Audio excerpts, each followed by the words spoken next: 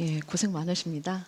네, 과장님께서 또 소통을 원활하게 해주셔서 사실 이제 많은 부분들을 얘기를 자주 하기는 해요. 그래서 그런 부분들 다시 정리해서 말씀드리고 또 이제 여기 오늘 자료 주신 부분들 이제 얘기 좀 하도록 하겠습니다. 지난번에 이제 말씀드렸던 그 장애인 시설 관련해서 저희가 이제 BF 인증은 저희 기준에 이제 원래 신규 건물들은 돼 있잖아요. 이제 그런 부분들 말고 저희가 장애인 친화도시인데 특별하게 이제 사실은 장애인 친화도시 우리가 친화도시 같은 걸 되게 많이 하고 있는데 신규 사업들이 그렇게 이제 많지는 않아요. 그래서 제가 저번에 이제 다시 말씀드렸던 게 무장애 관광에 이제 관광과에서 이제 하기는 하지만 그 부분들이 이제는 관광에서는 무장애 관광에서 열린 관광으로 사실은 어린이, 노인, 장애인 모두가 불편 없는 그런 관광지를 마련을 하더라고요. 그런 것들을 추진을 하더라고요. 근데 사실은 이게 이제 관광지뿐 아니라 모든 시설들이 그렇게 가도록 하고 있습니다.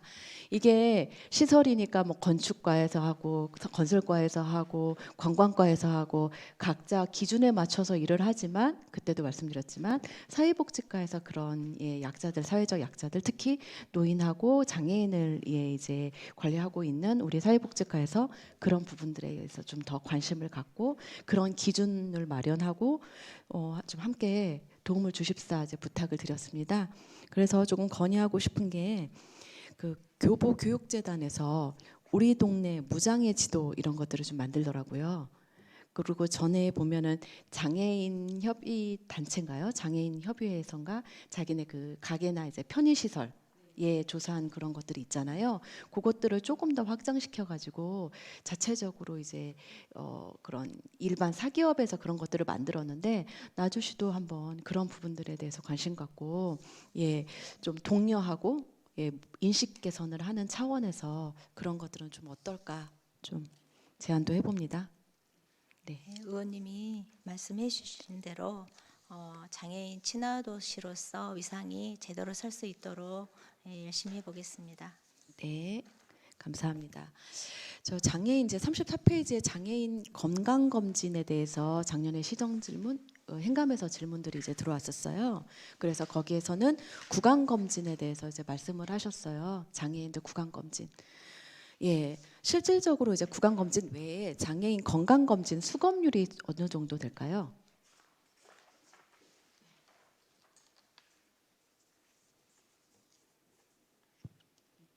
그 일반 장애인에 대한 사실 수검률은 저희가 아직 확인을 못 해봤는데 이번에 그 장애인 거주시설 저희가 그 지도 점검하는 과정에서 법인 시설하고 개인 운영 시설 공동 생활과정 다니면서 한번 여쭤봤으면 했더니 법인 자체는 그 병원 개인 병원하고 협약을 해가지고 거주시설 장애인들은 전부 다 이렇게 수검을 하고 있었고요.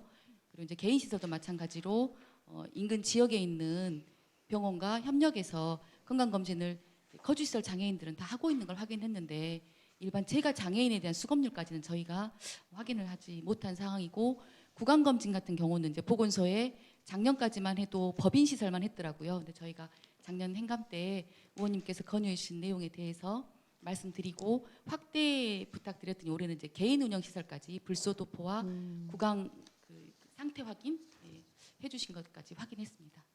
네, 그러니까 사실은 이제 기관에 있으면은 어느 정도의 관리는 되는데 이제 제가 장애인들에 대한 그런 부분들이 확인이 안 되고 있잖아요. 사실은 이제 또 발달 장애인하고 비발달 장애인의 그 차이도 굉장히 많다고 들었어요. 그래서 전국적으로 했을 때도 그 차이가 엄청 나더라고요. 그래서 그 부분들에 대해서 그 뭐 다른 지자체 보건소들을 이렇게 좀 보니까 보건소하고 장애인 기관하고 좀 협력을 해서 제가 장애인이어도 기관 외에 조금 도움을 받아서 전문 인력들의 도움을 좀 받아가지고 그 부분들을 좀 보완하고 하더라고요. 그래서 저희가 이제 기관에서는 또 해결이 되는 것들은 또 해결되지만 제가 장애인들의 건강 검진을 위해서라도 저희가 조금 그런 프로그램이나 어떤 건강 형평성을 위해서 어떤 것들을 좀 제공해야 될지 그것들을 좀 노력을 부탁드립니다. 알겠습니다. 네. 그리고 지난번에 그 장애인 일자리 박람회를 한번 말씀을 드렸어요.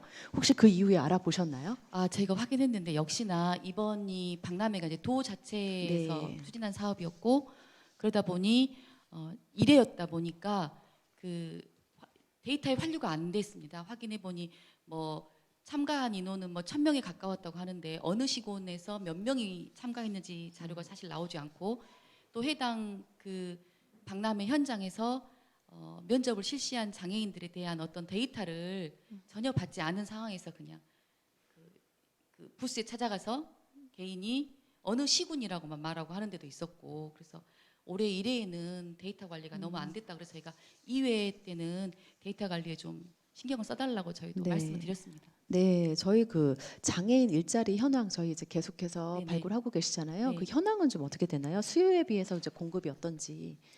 수요와 공급이 거의 맞아 떨어집니다. 아, 그렇습니까? 예, 예. 되게 운이 좋은 건가요? 공공 일자리가 네. 그렇습니다. 네네. 공공 일자리가 네, 그런 네. 거죠. 네. 거기에 맞게 그래서 이게 저희가 그럼 발굴이 덜 된 건가요? 진짜 딱 우연찮게 저희가 그렇게 공급이 많아가지고 그렇게 되는 건가요? 이제 계획된 만큼 이제 담당 직원들이 많이 해가지고 그만큼 발굴을 시킨다고 볼 수 있습니다. 그러면은 이제 대기하고 이러신 분들은 실질적으로 이렇게 그런 분들은 안 계세요? 예, 지금 올해도 저희가 지금 내년도 모집 선발 인원 모집을 했는데 지금 숫자가 그러니까 일부 우리 전일제는 조금 오바로 접수가 됐어요. 한 7, 8명 정도. 근데 다른 우리 뭐 참여형 여러 유형이 있는데 참여형이나 뭐 시간제 일자리는 거의 맞아 떨어지거나 언더로 접수가 됐습니다. 근데 그 요새는 사실은 장애인 일자리 65세 이상 어르신들이 욕구가 많으시는데 노인 일자리로 많이 넘어가고 계시고요. 네. 그래서 저희 아, 쪽 장애인 일자리하고 이제 노인 일자리로 넘어가신데 그 정도 경계에 계신 분들이 많이 드는 가능하셔서 거죠. 그렇게 되는 건가요? 그러신 거죠. 네. 아, 네. 그런 상황입니다. 뭐 다행이긴 합니다. 그래서 계속해서 사실은 이제 필요하신 분들 혹시라도 정보가 부족하거나 전체적인 우리 장애인 이제 일을 할 수 있는 장애인들에 대한 어느 데이터가 있잖아요. 그래서 그런 것들을 좀 적극적으로 한번 확인하시고 이분들이 이제 그런 것들에 다 지원을 하시는지 그리고 그것들이 좀 다 공급이 되는지 이런 부분들을 좀 적극적으로 한 번 더 검토해 주셔서 확대 부탁드리겠습니다. 감사합니다. 네. 그리고 이제 노인복지 관련해서 이제 고령 친화도시 사업 좀 확인해 볼게요. 바닥형 보행 신호등 설치를 이제 신규 사업으로 했죠. 23년도에 이제 똑같이 예산은 3천만 원이 들었는데 23년도 이제 집행비는 거의 98%로 다 집행이 됐어요. 근데 이제 올해는 집행액도 그렇고 추진 실적도 이제 아예 저희 주신 자료에 없더라고요. 혹시 이유가 있을까요?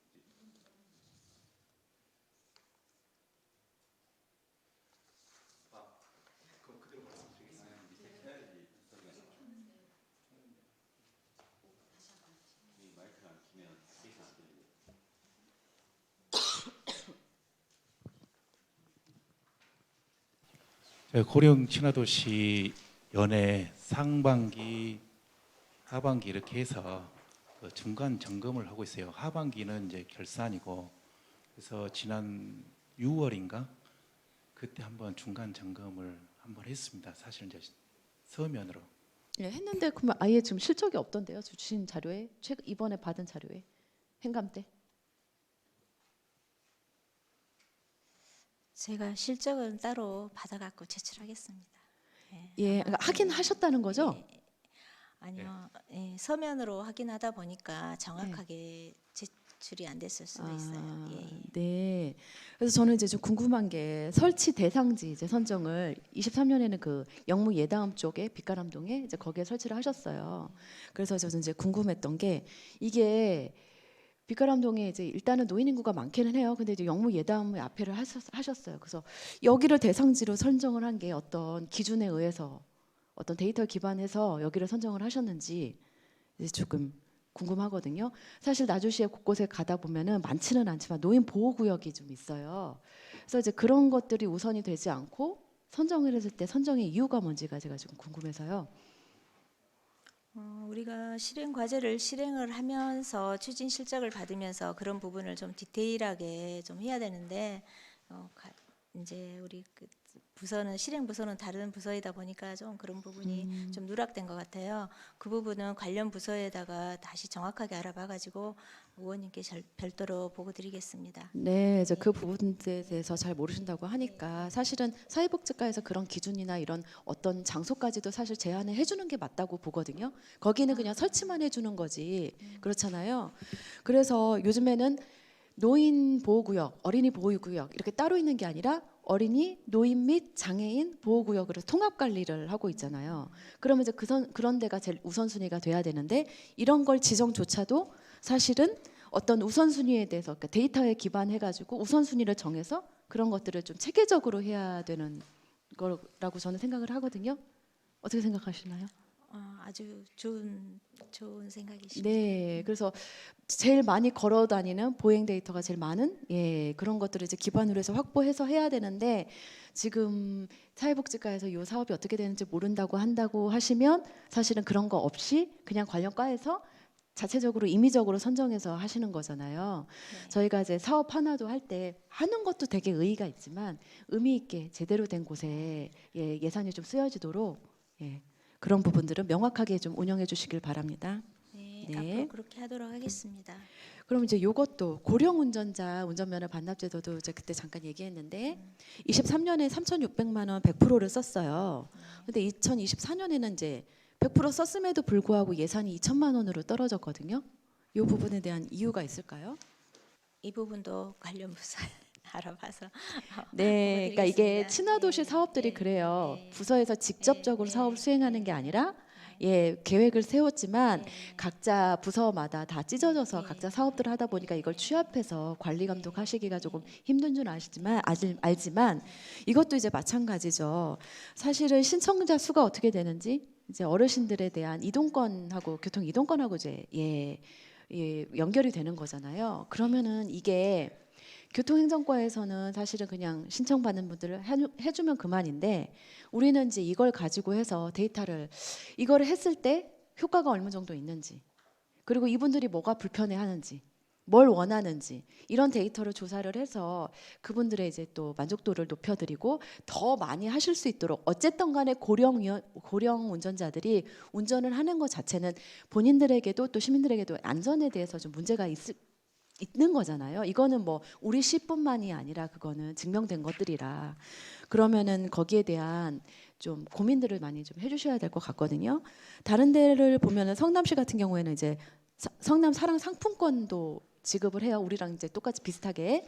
그런데 대신에 또 약간 그 우대금리를 적용받는 그 정기예금도 또 그 지역에 있는 은행하고 협조를 해서 어떤 출장수하고 협조를 해서 그런 것들도 개발하고 하더라고요. 이런 거는 교통행정과에서 해주는 게 아니라 사실은 사회복지과에서 알아보시고 좀 제공을 해주셔야 되는 거잖아요. 그래서 실질적으로 이게 반납 효과가 있는지 교통사고율 같은 경우에도 사회복지과에서 교통행정과나 경찰서에 의뢰해서 실질적으로 효과가 있는지 어느 정도가 늘어났을 때 늘어나는 것 대비 고령자의 운전자의 그 교통사고 감소율이 정확하게 수치로 드러나는지 이런 것들을 해서 사업을 해서 사업의 성과까지도 좀 확인을 하셔서 계속해서 새로운 신규 사업을 하고 또 어떤 것들이 필요 없으면 사업을 줄여서 또 일모를 하셔야 되는데 그런 부분들에 대해서 명확하게 데이터가 없으면 하기가 힘들지 않습니까? 그래서 그런 부분들에 대해서 같이 고민해 주시길 바라고 또 이 부분은 아까도 말씀드렸지만 고령자의 이제 교통 이동권에 대한 정책을 같이 마련해야 되는 거거든요. 그래서 그런 것들도 제안도 같이 해주시기를 부탁드립니다. 네, 고령 친화도시 앞으로 사업을 좀 적극적으로 좀 한번 해보겠습니다. 네. 제 경로당을 좀 말씀드릴게요. 나주시 경로당 프로그램 참여 제가 이제 어려우셨죠? 그거 확인하시는데 그래서 이제 좀 부탁을 드렸습니다. 그런데 실제 경로당 등록 인원하고 이제 프로그램 참여 인원을 보니까 프로그램도 교육지원과하고 건강증진과에서 하는 프로그램이 다였고요. 참여가 굉장히 이제 떨어지더라고요. 보니까 이유가 뭔가요? 제가 말씀드리고 싶은 거는 좀 취향일 수도 있고요. 예. 네.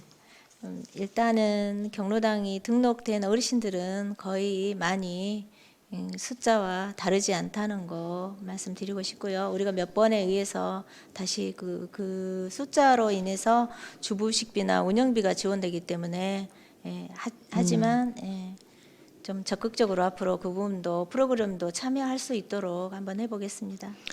네, 그러니까 등록을 하셨는데 프로그램에 참여 수가 적다고 사실은 이분들은 뭐 활동을 안 한다 이렇게 볼 수는 없겠죠. 그리고 이제 아까 말씀하신 대로 등록을 많이 해야 운영비가 어느 정도 확보가 되다 보니까 뭐 허위로 등록하진 않지만 그래도 막 다 끌고 최대한 등록을 많이 하고 실질적으로 관심 있게 경로당에 자주 오시는 분들이 적을 수는 있어요. 그리고 프로그램도 뭐 취향일 수는 있는데 그럼 역으로 생각할 때 이분들이 원하는 프로그램 조사를 안 한 건 아닌가?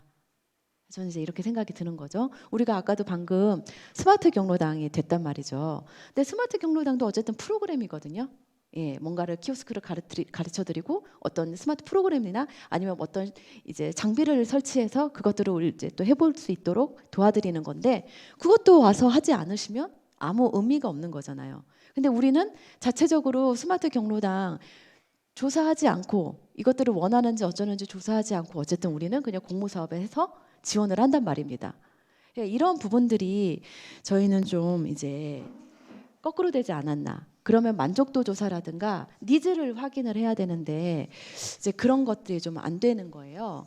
저희도 보니까 빛가람동도 이제 확인을 했는데 어르신들이 너도 나도 100세 교실은 관심이 없으신가 봐요. 100세까지는. 그래서 16개 경로당 중에 6개 경로당만 신청을 하셨으니까 또 운영을 하겠죠. 신청률도 낮고 또 신청한 경로당에서도 대광 로제비앙 같은 경우에 이제 빛가람동만 확인했습니다. 50명이 등록 인원인데 9명 참석하셨더라고요. 뭐 거의 이제 약간 이런 식인 거예요.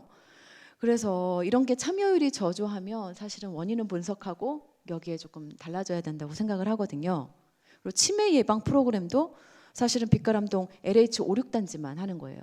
치매 안심센터랑 이런 것들은 되게 활발하게 하고 있는데 실질적으로 찾아가서 하는 활동들에 대해서 관심들이 없으세요. 이 갭은 또 어떤 이유에서인지, 요건 어떻게 또 메꿀 건지, 뭐 이런 것들. 그래서 대안이나 좀 계획이 있어야 될 것 같아요. 그러니까 어르신들도 사실은 눈높이에 맞는 트렌드에 맞는 프로그램 변화가 좀 필요하다고 보거든요. 이게 65세 이상으로 이제 어르신들이 그냥 쭉 하잖아요. 그러면은 저는 그 안에서도 세대 차이가 있을 것 같아요. 요즘에 어르신들이 다르시다 보니까 젊게 사시다 보니까 그래서 이 고령화에 따라서 연령별 맞춤 프로그램이 있어야 되지 않나 이런 것들도 개발해야 되지 않나 생각하는데 어떻게 생각하시나요? 사실 그것 때문에 우리 스마트 경로당 우리 공모에 도전을 했었고요. 이제 스마트 경로당 이제 프로그램이 우리 나주형 프로그램을 나주형 우리 스마트 경로당으로 만들어 가지고 그걸 많이 보급시키려고 생각을 하고 있어요. 이제 그렇게 하다 보면 의원님 생각하고 맞닿을 부분이 있을 것 같고요. 이제 아까 말씀하셨던 경로당에 이제 많은 프로그램을 참여하지 않는다. 그거는 좀 이런 것도 있을 수 있을 것 같아요. 노인 일자리 참여하신 분들 그 시간에 맞지 않으면 참여 못 하시고요. 거의 많은 분들이 노인 일자리 참여하시고 또 집에서 그 노인 맞춤 돌봄 서비스 케어 받으시고 또 특별히 또 노인 복지관도 많이 활용을 하시더라고요. 그래서 그런 노인 복지관 프로그램을 많이 활용을 또 하시다 보니까 또 경로당 프로그램은 조금 뒷전이고 여러 가지 또 노인복지관에서는 일자리하고 같이 하니까 거기가 좀 더 인기가 있지 않은가 그런 생각이 좀 들어요. 특히 또 네. 거동이 불편하신 분들은 또 의외로 경로당에서 많이 프로그램을 참여하시고요. 거동이 네네. 많이 좋으신 분들은 복지관으로 많이 이동하시고요. 그런 네. 부분이 많은 것 같습니다. 그러면은 뭐 우리 과장님 말씀에 답도 있네요. 네. 사실은 시간도 다양화. 네. 저녁에 하는 프로그램, 주말에 하는 프로그램이라든가 네. 또 어르신들은 또 새벽에 네. 많이 하시니까 네. 좀 프로그램도 다양화하고 예, 예. 예, 할 수 있는 것들 최대한 네. 그래서 조금 많은 좀 프로그램의 다양화를 꾀하면 좋겠다 이제 말씀드립니다. 예, 앞으로 네. 프로그램도 다양화 시켜가지고 또 스마트 네. 경로당도 성공을 거두겠습니다. 네. 이제 노인 복지관을 말씀을 잘 해주셨어요. 네. 저 이제 빛가람동에 예, 노인 예. 이제 복지관 말씀을 드리고 싶은데요. 빛가람동 노인 인구가 이제 9월 기준에서 약 2,400명 정도 되시더라고요. 2,400여 명. 근데 이제 최근 주신 자료에 빛가람동 경로당 등록 인원은 600여 명이세요. 네. 갭이 이제 좀 많이 나죠. 예, 예. 근데 나주시에 있는 노인 복지관들 이제 네. 곳곳에 빛가람동 말고 나주에 있는 각 이제 세 군데 노인 복지관의 등록 인원이 한 640여 명 예. 정도 되세요. 네. 중복 되나요? 중복 등록 가능한가요? 중복 경로당하고 등록 가능합니다. 그렇죠. 예. 그러면 실질적으로 빛가람동에 있는 어르신들 중에 노인 경로당과 복지관을 이용하지 않으신 분이 거의 2천여 명이 넘는다는 소린 거죠. 사실은 2천여 명 정도 된다는 말씀이죠. 근데 아까도 말씀하셨지만은 경로당의 프로그램보다는 노인 복지관의 이용률이나 거기에 인기가 더 많다고. 그러면은 빛가람동의 어르신들은 사실은 복지관을 이용하지 못하시는 게 많죠. 저희가 셔틀이 운영되는 것도 아니고요. 그리고 이동권이 되게 보장돼서 되게 좋은 버스나 이런 것들이 용이한 것도 아니고 편리한 것도 아니잖아요. 이 부분에 대해서 우리 계획이 있을까요? 우리 중부노인복지관에 셔틀이 운행이 되고요. 그래서 한 400명 정도 이용을 하시는 것으로 알고 있고요. 저 빛가람동에서 동부복지관은 우리가 시행을 한번 해봤어요. 네. 그런데 이제 탑승하는 어르신들이 안 계시고요. 동부복지관은. 그리고 또 많이 탑승하시더라도 좀 아직은 동부복지관이 지금 증축 진행 상황이라 또 프로그램을 많이 접수를 못 받아요. 이제 그런 부분도 있고 내년에 한 11월 달에 동부 복지관이 완성이 되면 그쪽으로 많이 일단은 그쪽으로 많이 이용하시지 않을까 좀 그런 기대는 조금 해봤습니다. 네. 근데 빛가람동에서 어르신 인구가 점점 늘고 있는데 언제까지 저희가 복지관으로 찢어가야 되겠습니까? 빛가람동에서 계획은 없으신가요? 아직까지 큰 그런 대안이 네. 없어서 그런 생각을 한번 해봤습니다. 네. 그래서 사실은 이제 물론 행정에서는 진짜 현재 어쨌든 요 어려움을 어떻게 계획하는, 어떻게 극복할까, 어떻게 이제 해결을 할까 하는 단기적 대안인 걸이시고요. 이제 저는 중기적 이게 장기까지 갈 필요는 없고 건물을 지어달라는 건 아니고요. 지금 현재 당장 빛가람동에 있는 공실들 이용해서라도 사실 충분히 프로그램을 할 수 있는 복지관의 역할을 할 수 있는 거는 할 수 있다고 보거든요. 그래서 그런 부분들에 대해서 운영 계획이 저는 필요하다고 생각이 듭니다. 예. 과에서 그런 부분들을 조금 면밀하게 검토를 하셔서 빛가람동에 있는 어르신들 사실은 아파트 경로당도 이게 면 단위로 보면은 등록 그 어르신 인구 대비 경로당에 다 등록돼 있으세요. 거의 다 대부분이. 거의 80%, 7, 80%는 다 경로당에 등록돼 있으셔서 다 뭘 하실 수 있거든요. 근데 빛가람동을 보면은 아파트에만 경로당이 있어요. 주택단지엔 경로당이 없거든요. 그러면은 그 부분도 되게 많고 또 아파트도 우미림 같은 경우에는 1000세대가 넘는 아파트예요. 근데 실질적으로 한 30 몇 분밖에 등록이 안 돼 계세요. 그러면은 그분들만 어르신들이 아니라 등록 안 하신 이유가 있을 거거든요. 그럼 남은 어르신들이 어떻게 문화 활동을 하고 계시는지 그런 부분들에 대해서 좀 면밀하게 검토를 해주셔서 빛가람동에 저도 이번에 이제 저희 어르신들하고 우리 통장 이제 어르신들하고도 얘기를 좀 나눠봤는데 그 부분들에 대해서 이제 많이 어려움을 호소하고 계세요.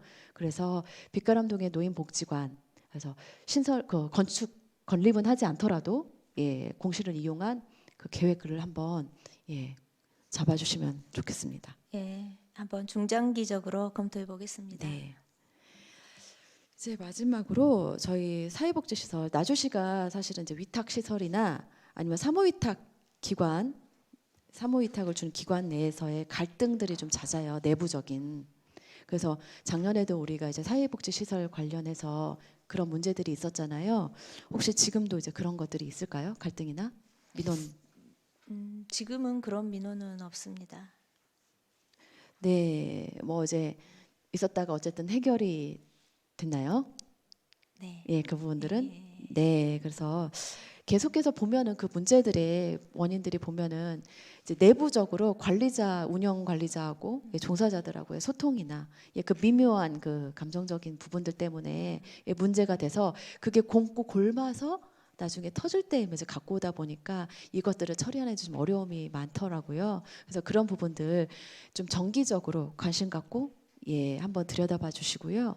그 관리자들하고 또 종사자들의 소통 관련해서 조금 중간 역할을 해주셔서 나중에 이게 문제가 사태가 커져서 오지 않도록 예, 관리 감독 좀 부탁드립니다. 그런 부분은 네. 그때 그 관리자하고 저기 종사자하고 그 사이에서 우리가 그 간담회를 한번 네. 시청에서 2번 했습니다. 그 뒤로는 많이 좋아졌습니다. 그래서 이게 일이 커져갖고 예, 터져서 돌아 오기 전에 예, 예. 저희가 분기별에 뭐 상반기, 하반기로 해서 예, 예. 조금 한 번씩은 그런 거를 정기적으로 예, 예. 조금 선제적으로 한번 가지시면 어떨까 싶습니다. 네, 알겠습니다. 그렇게 네, 하겠습니다. 이상입니다. 예, 예. 감사합니다.